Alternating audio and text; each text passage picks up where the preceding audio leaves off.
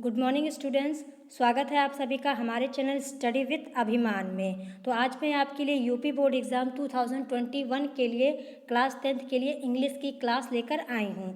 तो अगर अभी तक आपने हमारे चैनल स्टडी विथ अभिमान को सब्सक्राइब नहीं किया है तो चैनल को सब्सक्राइब कर लीजिए और बेल आइकन पर क्लिक कर लीजिए।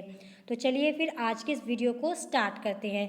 तो जैसा कि कल मैंने आप सभी से पूछा था कि जो आप इंग्लिश का जो लेसन है वो आप फर्स्ट लेसन से पढ़ना चाहेंगे कि थर्ड लेसन से, तो मैक्सिमम स्टूडेंट्स ने कहा था कि मैम जो है वो आप फर्स्ट लेसन से इंग्लिश की क्लास स्टार्ट करिए। तो इसीलिए मैं आज जो आपकी इंग्लिश की क्लास है वो यहाँ पर फर्स्ट लेसन से स्टार्ट कर रही हूँ, जो कि है आपका द इंचेंटेड पूल। ये आपका इंग्लिश का फर्स्ट लेसन है, जो आपका इंग्लिश का सेक्शन ए है और उसमें जो आपका प्रोज वाला पार्ट है इसका ये फर्स्ट लेसन है। तो इंग्लिश का जो सिलेबस है वो मैंने आपको ऑलरेडी पहले ही डिस्कस कर दिया है। अगर आपने वो वीडियो ना देखी हो तो आपको डिस्क्रिप्शन में लिंक दे दी गई है, आप वहाँ से जाकर उस वीडियो को देख सकते हैं। तो आज मैं आपको यहाँ पे पढ़ाने वाली हूँ आपका प्रो सेक्शन का ये फर्स्ट चैप्टर, जो कि है द इंचेंटेड पूल। अब इसकी हिंदी मीनिंग क्या हो जाएगी? इसकी हिंदी मीनिंग हो जाएगी आपकी जादुई तालाब। और इसके राइटर कौन हैं? तो इसके राइटर हैं आपके सी राजगोपालाचारी, ये इसके राइटर हैं।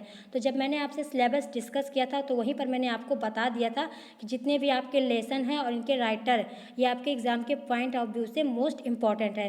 तो राइटर के नाम आप ज़रूर याद कर लीजिएगा। तो जो आपका ये फर्स्ट लेसन है द इंचेंटेड पूल, इसके राइटर कौन है? इसके राइटर हैं सी राजगोपालाचारी।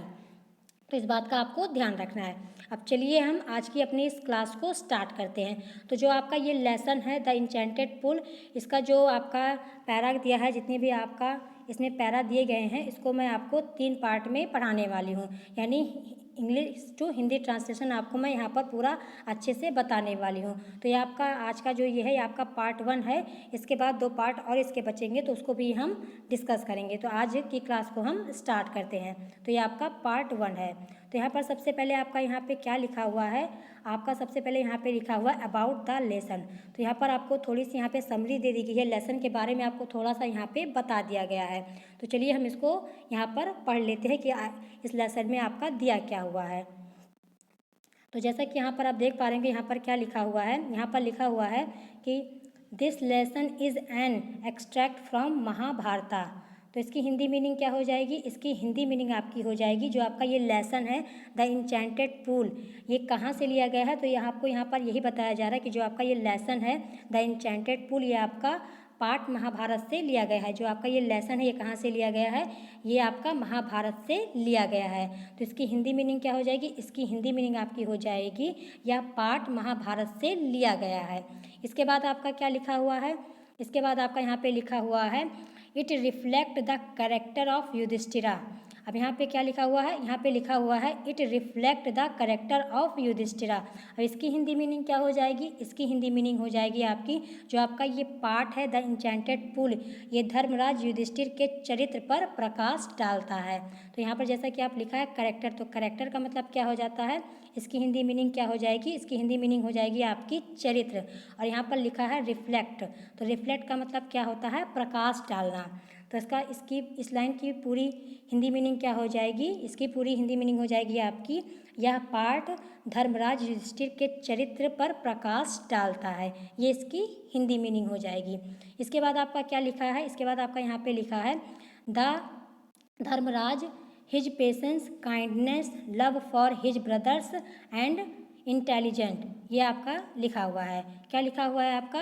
यहाँ पे आपका लिखा हुआ है the Dharmaraj his patience kindness love for his brothers and intelligence.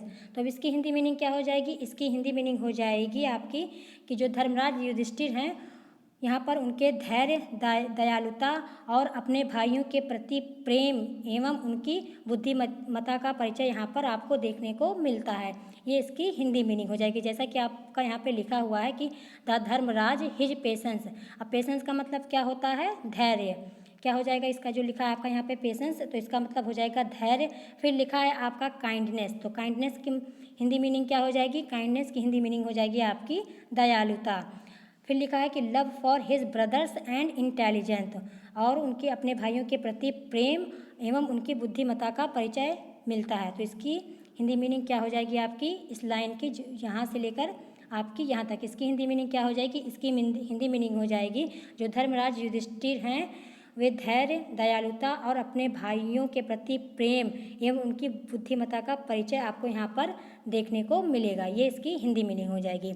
इसके बाद आपका क्या लिखा हुआ है? इसके बाद आपका यहाँ पे लिखा हुआ है He pleases Yaksha by going satisfactory answer to his question। क्या लिखा हुआ है? He pleases Yaksha by going satisfactory answer to his question। अब इसकी हिंदी मीनिंग क्या हो जाएगी? अब इसकी हिंदी मीनिंग हो जाएगी आपकी, धर्मराज युधिष्ठिर अपने उत्तर से यक्ष को संतुष्ट कर देते हैं। तो जो धर्मराज युधिष्ठिर हैं वो अपने उत्तर से यक्ष को संतुष्ट कर देते हैं। अब यहाँ पे क्या लिखा हुआ है? यहाँ पे लिखा हुआ है सेटिस्फैक्ट्री। तो सेटिस्फैक्ट्री का हिंदी मीनिंग क्या हो जाएगा? इसका हिंदी मीनिंग हो जाएगा आपका संतुष्ट कर देना। तो जो युधिष्ठिर हैं, धर्मराज युधिष्ठिर, वो अपने उत्तर से यक्ष को संतुष्ट कर देते हैं। तो इसका हिंदी ट्रांसलेशन हो जाएगा। इसके बाद आपका यहाँ पे क्या लिखा हुआ है? इसके बाद आपका यहाँ पे लिखा हुआ है the Yaksha was pleased with Yudhishthira impartiality. क्या लिखा हुआ है यहाँ पे? The Yaksha was pleased with Yudhishthira's impartiality. अब यहाँ पर लिखा हुआ है इम्पार्शियलिटी, तब इसकी हिंदी मीनिंग क्या हो जाएगी? इसकी हिंदी मीनिंग हो जाएगी आपकी निष्पक्षता। क्या हो जाएगी? निष्पक्षता जो है इसकी हिंदी मीनिंग हो जाएगी। अब यहाँ से लेकर यहाँ तक की लाइन की जो लिखा हुआ है, इसका हिंदी ट्रांसलेशन क्या हो जाएगा आपका? इसका हिंदी ट्रांसलेशन आपका हो जाएगा, जो यक्ष हैं वो युधिष्ठिर की निष्पक्षता से बहुत प्रसन्न हुए। क्या लिखा हुआ है यहाँ पर? यहाँ पर लिखा हुआ है कि the Yaksha was pleased with Yudhishthira's impartiality. तो जो यक्ष थे वो युधिष्ठिर की निष्पक्षता से बहुत ही प्रसन्न हुए। ये इसकी हिंदी मीनिंग हो जाएगी। अब इसके बाद आपका क्या लिखा हुआ है? इसके बाद आपका यहाँ पे लिखा हुआ है the Yaksha was Yama the lord of death who had taken the form of Yaksha to see Yudhishthira's and test his knowledge. क्या लिखा हुआ है? The Yaksha was Yama the lord of death who had taken the form of Yaksha to see Yudhishthira's and test his knowledge. अब इसकी Hindi meaning क्या हो जाएगी? अब इसकी हिंदी मीनिंग आपकी हो जाएगी, जो यक्ष थे वो कौन थे? जो यक्ष थे वो यम थे, जो कि मृत्यु के देवता हैं। जैसा कि यहाँ पे लिखा हुआ है कि the Yaksha was Yama the lord of death. तो जो यहाँ पर यक्ष बने थे वो एक्चुअली में कौन थे? वो एक्चुअली में यम थे, जो कि मृत्यु के देवता माने जाते हैं। इसके बाद आपका क्या लिखा हुआ है? इसके बाद लिखा हुआ है who had taken the form of Yaksha to see Yudhishthira's and test his knowledge. अब इसकी हिंदी मीनिंग क्या हो जाएगी? इसकी हिंदी मीनिंग आपकी हो जाएगी, युधिष्ठिर को देखने तथा उनके ज्ञान की परीक्षा लेने के लिए यम ने यक्ष का रूप धारण किया था। क्या लिखा हुआ है यहाँ पर? यहाँ पर लिखा हुआ है कि that who had taken the form of yaksha to see Yudhishthira's and test his knowledge. तो जो यम थे उन्होंने यक्ष का रूप क्यों धारण किया था? तो उन्होंने यक्ष का रूप इसलिए धारण किया था ताकि वो युधिष्ठिर के ज्ञान की परीक्षा ले सकें। इसलिए उन्होंने, जो यम थे, उन्होंने यक्ष का रूप धारण किया हुआ था। तो इसकी ये हिंदी मीनिंग हो जाएगी। इसके बाद आपका यहाँ पे क्या लिखा हुआ है? इसके बाद आपका यहाँ पे लिखा हुआ है being satisfied with his answers he blessed him and disappeared. यहाँ पर क्या लिखा हुआ है? Being satisfied with his answer he blessed him and disappear. अब यहाँ पर लिखा हुआ है सेटिस्फाइड। अभी मैंने आपको बताया था, जैसे कि यहाँ पर लिखा था सेटिस्फैक्ट्री और यहाँ पर लिखा हुआ है सेटिस्फाइड। तो सेटिस्फाइड का मतलब भी आपका हो जाएगा संतुष्ट होना, ठीक। और फिर इसके बाद यहाँ पर लिखा हुआ है ब्लेस। तो ब्लेस का मतलब होता है आशीर्वाद देना। और यहाँ पर लिखा हुआ है डिसअपेयर्ड। तो डिसअपेयर्ड का मतलब क्या होता है? अदृश्य हो जाना। क्या होता है आपका? अदृश्य हो जाना। तो अब इसकी हिंदी मीनिंग क्या हो जाएगी? तो यहाँ इसकी जो हिंदी मीनिंग है आपकी हो जाएगी, जो यहाँ पे लिखा हुआ है बीइंग सेटिस्फाइड से लेकर डिसअपेयर तक। तो इस लाइन की पूरी हिंदी मीनिंग क्या हो जाएगी? इसकी हिंदी मीनिंग आपकी हो जाएगी कि युधिष्ठिर के उत्तरों से प्रसन्न होकर उन्हें, युधिष्ठिर के प्रश्नों से, जो युधिष्ठिर के उत्तर थे उन्होंने बहुत ही अच्छे उत्तर दिए थे। तो युधिष्ठिर के उत्तरों से प्रसन्न होकर जो यक्ष थे वो काफ़ी प्रसन्न हुए युधिष्ठिर के उत्तरों से और उनको आशीर्वाद देते हैं और वो अदृश्य हो जाते हैं। ये इसकी हिंदी मीनिंग हो जाएगी। युधिष्ठिर के उत्तरों से प्रसन्न होकर और उन्हें आशीर्वाद देकर वे अदृश्य हो गए। कौन अदृश्य हो गया? यक्ष। तो आपकी ये यहाँ से लेकर यहाँ तक कि ये आपका हिंदी ट्रांसलेशन हो गया। तो आप यहाँ पर अच्छे से समझ गए होंगे इसको। तो ये आपका थोड़ा सा लेसन के बारे में यहाँ पर दिया गया था कि लेसन में एक्चुअली आपकी क्या चीज़ बताई गई है। तो अब हम यहाँ से जो है आपका लेसन जो है वो स्टार्ट होता है। अब चलिए हम लेसन को अच्छे से यहाँ पर पढ़ लेते हैं। तो यहाँ पर आपका क्या लिखा हुआ है, तो यहाँ पर आपका लिखा हुआ है कि Yudhishthira waited for his brothers in anxiety and thrust. यहाँ पर क्या लिखा हुआ है, Yudhishthira waited for his brothers in anxiety and thrust. अब इसकी हिंदी मीनिंग क्या हो जाएगी, अब इसकी हिंदी मीनिंग हो जाएगी आपकी युधिष्ठिर चिंतित और प्यासे अपने भाइयों की प्रतीक्षा करते हैं। तो यहाँ पर आपका लिखा हुआ है एंजाइटी। तो एंजाइटी की हिंदी मीनिंग क्या हो जाएगी आपकी, तो एंजाइटी की हिंदी मीनिंग हो जाएगी आपकी चिंता। क्या हो जाएगी आपकी, जो यहाँ पर आपका एंजाइटी लिखा हुआ है इसकी हिंदी मीनिंग हो जाएगी आपकी चिंता। और अब इसके बाद लिखा हुआ है थ्रस्ट। थ्रस्ट का मतलब क्या होता है, प्यास। तो इसकी हिंदी मीनिंग क्या हो जाएगी आपकी, युधिष्ठिर चिंतित और प्यासे अपने भाइयों की प्रतीक्षा करते रहे। ये इसकी आपकी हिंदी मीनिंग हो जाएगी। इसके बाद आपका क्या लिखा हुआ है, इसके बाद आपका यहाँ पे लिखा हुआ है can they have been subjected to a curse or are they still wandering about in the forest in search of water. क्या लिखा हुआ है, can they have been subjected to a curse or are they still wandering about in the forest in search of water. अब यहाँ पर आपका लिखा हुआ है सब्जेक्टेड। तो सब्जेक्टेड का मतलब क्या होता है आपका, तो सब्जेक्टेड का मतलब होता है आपका प्रभाव के अधीन। अगर सब्जेक्टेड की बात की जाए तो इसकी हिंदी मीनिंग क्या हो जाएगी, इसकी हिंदी मीनिंग हो जाएगी आपकी प्रभाव के अधीन। फिर आपका यहाँ पर लिखा हुआ है कर्स। तो कर्स की हिंदी मीनिंग क्या हो जाएगी, तो कर्स की हिंदी मीनिंग आपकी हो जाएगी यहाँ पर अभिशाप। क्या हो जाएगी, अभिशाप। और इसके बाद आपका यहाँ पर लिखा हुआ है स्टिल वॉन्डरिंग। तो स्टिल वॉन्डरिंग का मतलब क्या हो जाता है, देखिए यहाँ पर आपका लिखा है ना स्टिल वॉन्डरिंग, तो इसका मतलब आपका हो जाएगा इधर उधर भटकना। अब इस पूरी लाइन की हम हिंदी मीनिंग देख लेते हैं। तो इसकी हिंदी मीनिंग क्या हो जाएगी, इसकी हिंदी मीनिंग आपकी हो जाएगी कि धर्मराज युधिष्ठिर सोच रहे हैं कि क्या वे किसी श्राप से ग्रस्त हो गए हैं या वे पानी की खोज में अब भी जंगल में घूम रहे हैं। तो ये कौन सोच रहा है, ये सोच रहे हैं युधिष्ठिर। युधिष्ठिर क्या सोच रहे हैं, वो सोच रहे हैं कि क्या जो उनके भाई जो थे, तो धर्मराज युधिष्ठिर सोच रहे हैं कि धर्मराज युधिष्ठिर सोच रहे हैं कि क्या वे किसी श्राप से ग्रस्त हो गए हैं या वे पानी की खोज में अब भी जंगल में घूम रहे हैं। तो आपकी यहाँ से लेकर यहाँ तक की ये इसकी हिंदी मीनिंग हो जाएगी। इसके बाद आपका क्या लिखा हुआ है, इसके बाद आपका यहाँ पे लिखा हुआ है कैन दे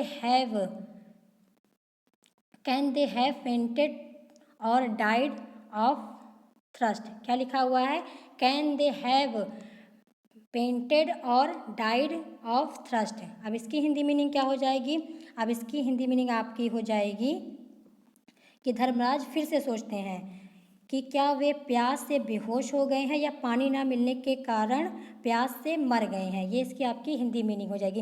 अब जैसा कि यहाँ पे लिखा हुआ है फेंटेड, तो फेंटेड की हिंदी मीनिंग क्या हो जाएगी, फेंटेड की हिंदी मीनिंग आपकी हो जाएगी मूर्छित हो जाना। क्या होती है, मूर्छित हो जाना आपकी, ये इसकी हिंदी मीनिंग हो जाएगी। तो फिर से युधिष्ठिर जो हैं वो सोच रहे हैं कि क्या वे प्यास से बेहोश हो गए हैं या पानी ना मिलने के कारण प्यास से मर गए हैं। तो इसकी आपकी ये हिंदी मीनिंग हो जाएगी जैसा कि यहाँ पे लिखा हुआ है कैन दे हैव फेंटेड और डाइड ऑफ थ्रस्ट। तो युधिष्ठिर फिर से सोच रहे हैं कि क्या वे प्यास से बेहोश हो गए हैं या पानी ना मिलने के कारण प्यास से मर गए हैं। तो ये इसकी हिंदी मीनिंग हो जाएगी। इसके बाद आपका क्या लिखा हुआ है, इसके बाद आपका लिखा हुआ है unable to bear this thought and driven by an overpowering thrust he gave up waiting and started out to look for his brothers and the pole hoping that he might find them।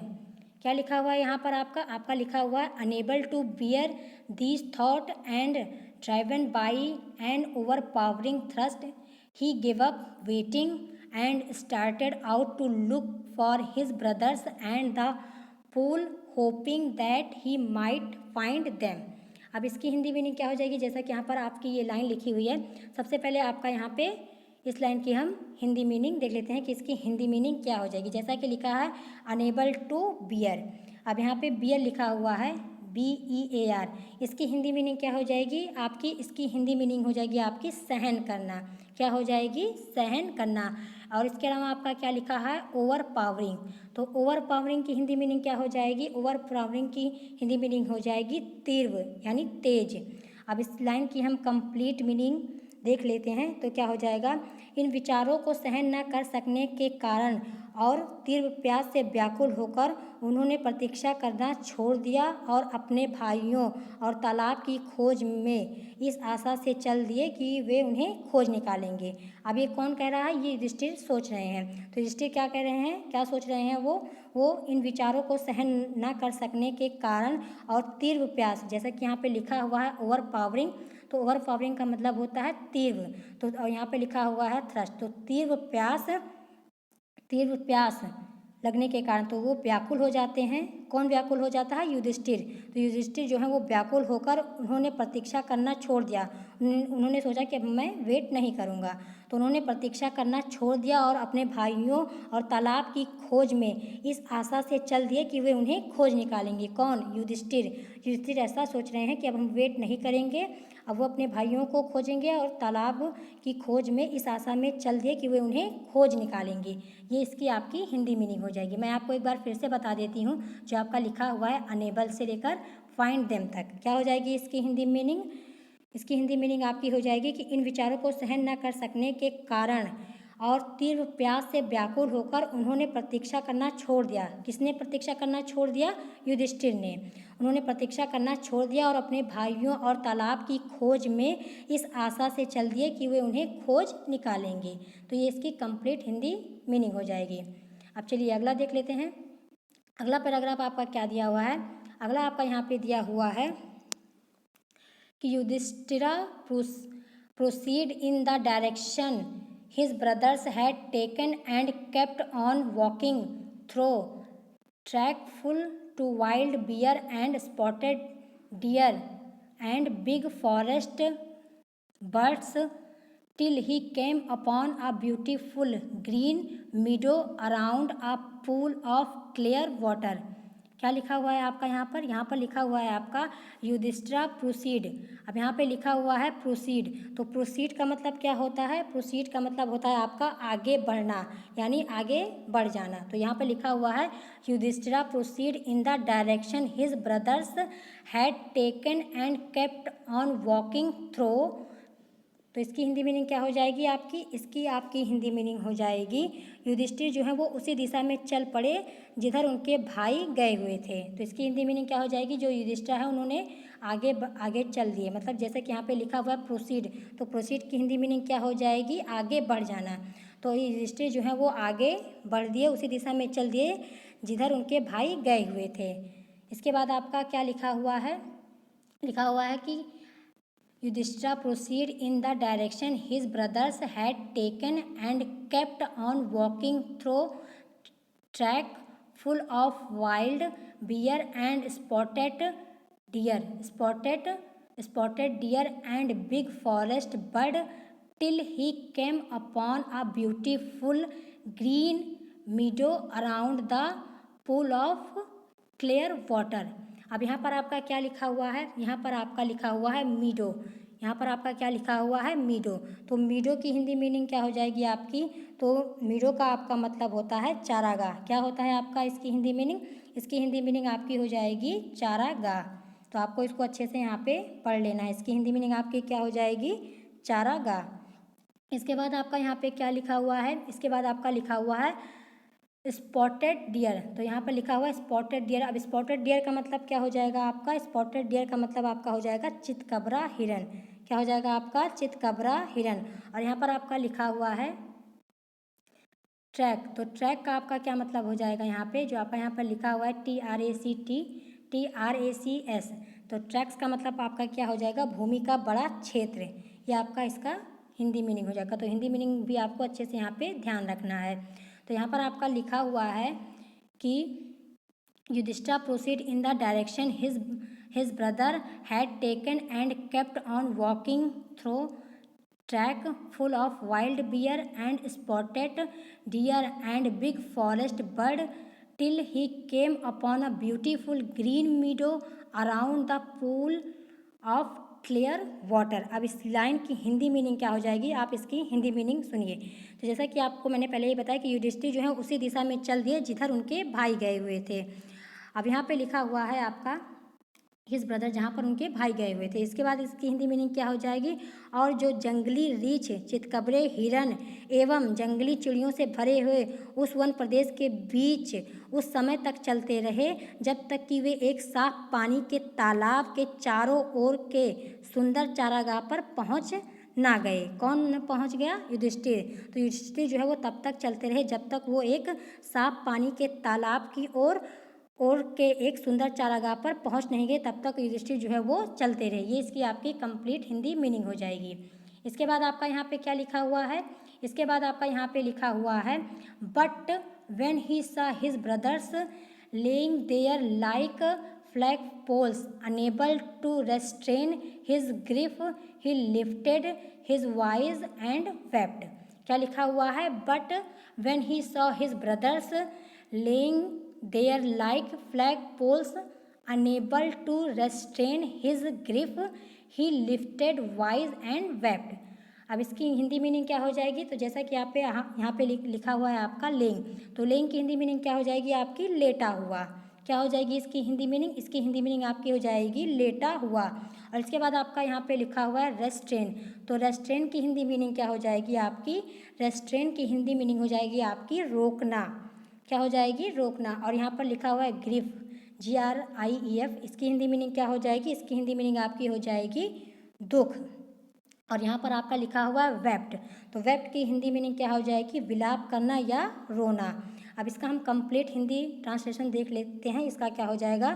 तो आपका इसका ये हो जाएगा कि परंतु जब उन्होंने अपने भाइयों को बेहोश पड़े हुए देखा तब अपने दुख को रोक न पाने के कारण वे ऊंची आवाज़ में रोने लगे।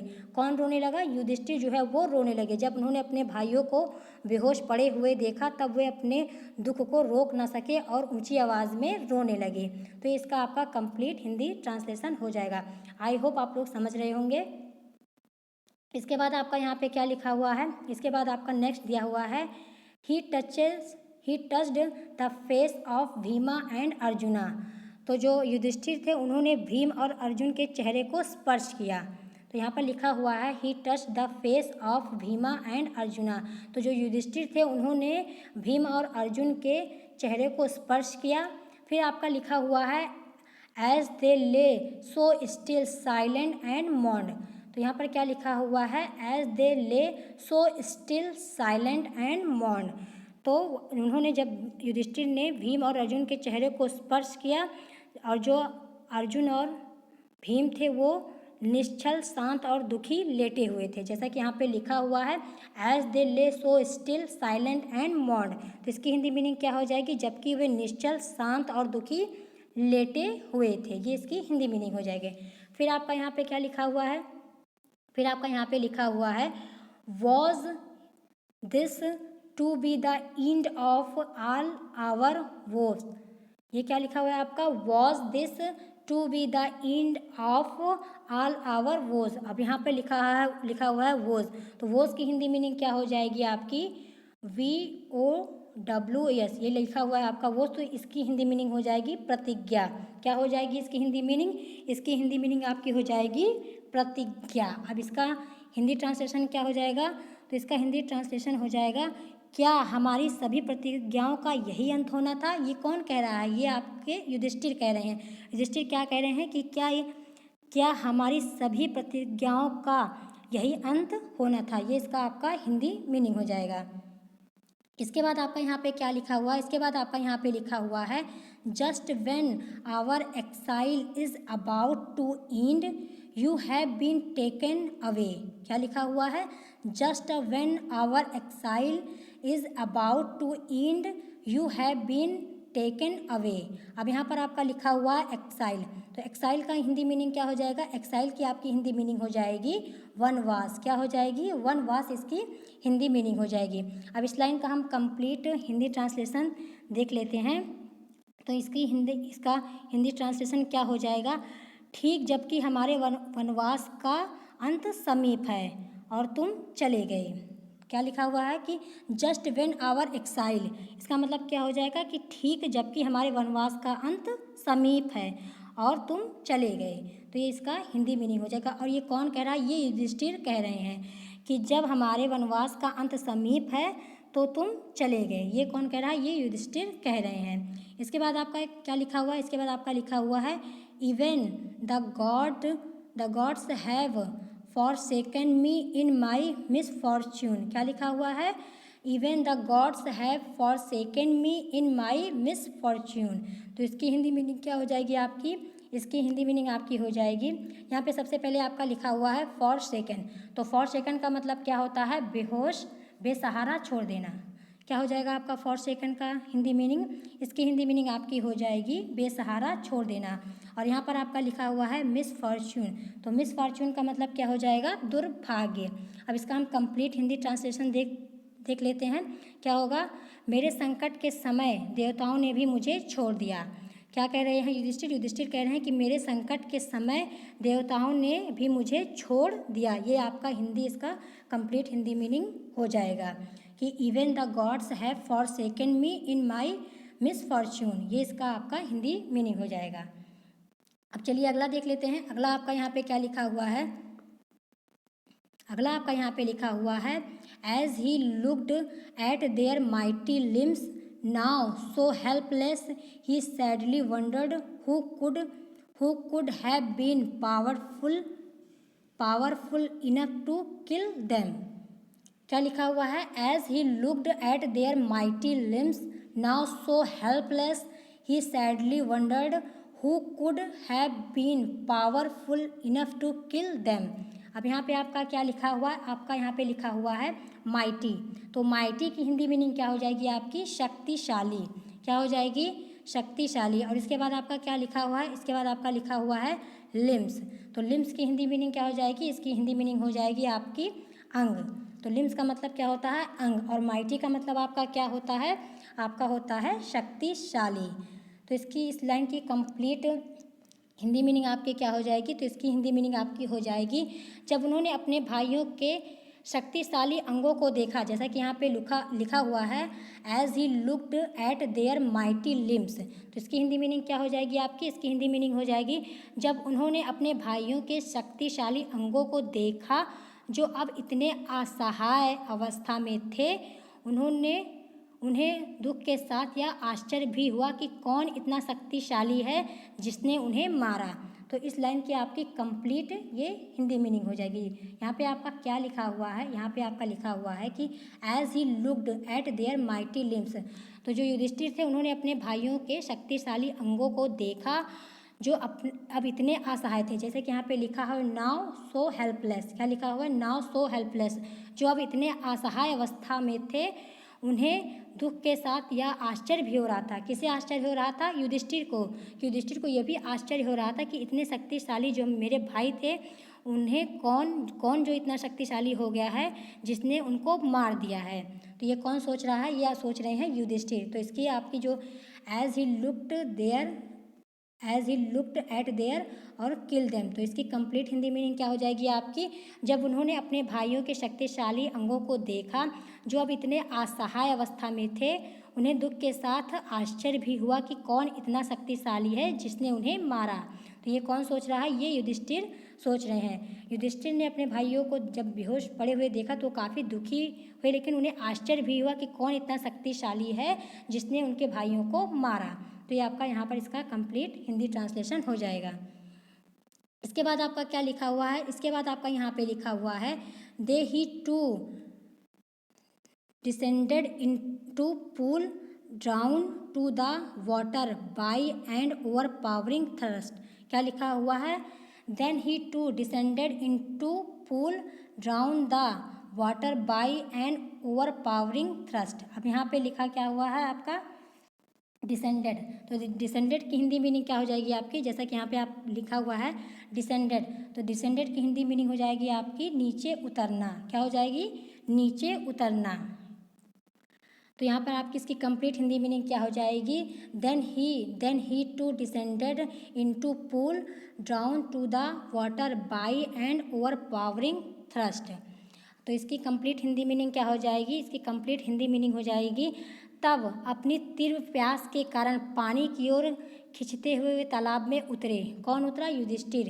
तो युधिष्ठिर जो है वो अपनी प्यास के कारण, उनको भी प्यास लगी थी काफ़ी तेज़, तो तब अपनी तीव्र प्यास के कारण पानी की ओर खिंचते हुए वे तालाब में उतरे। तो कौन उतरा तालाब में? युधिष्ठिर।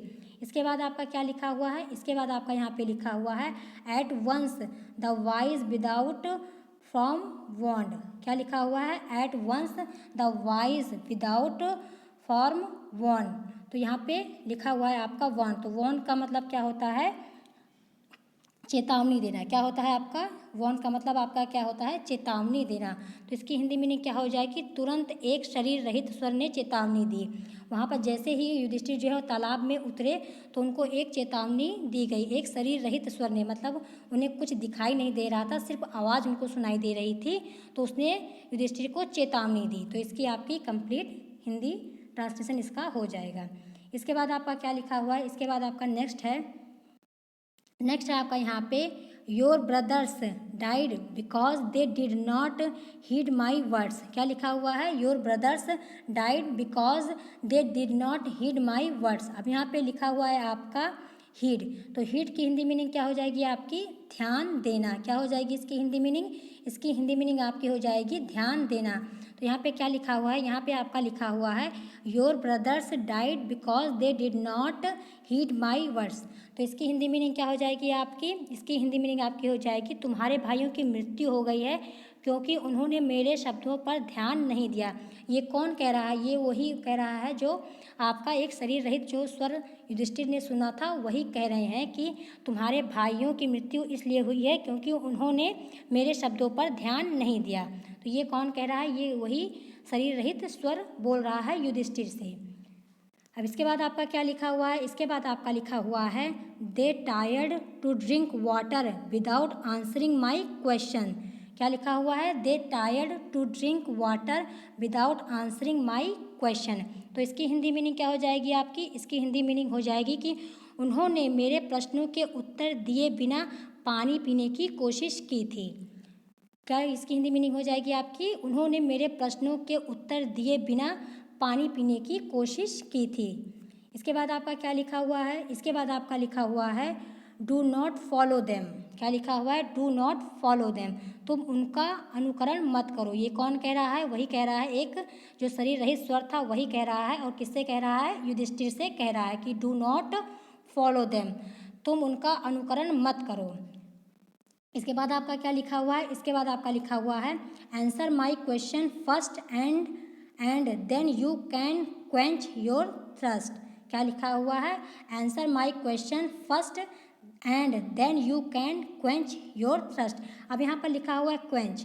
तो क्वेंच का हिंदी मीनिंग क्या हो जाएगा आपका? तो क्वेंच की हिंदी मीनिंग हो जाएगी प्यास बुझाना।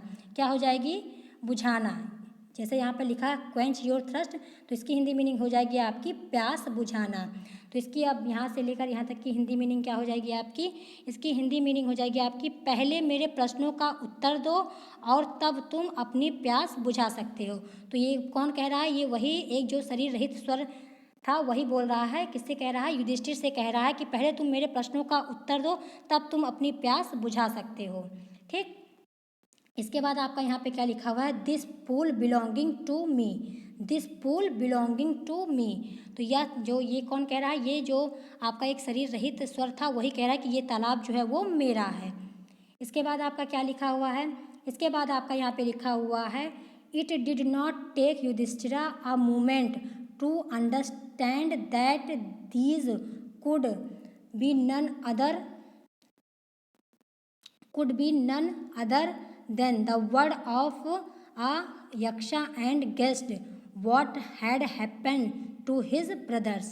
क्या लिखा हुआ है?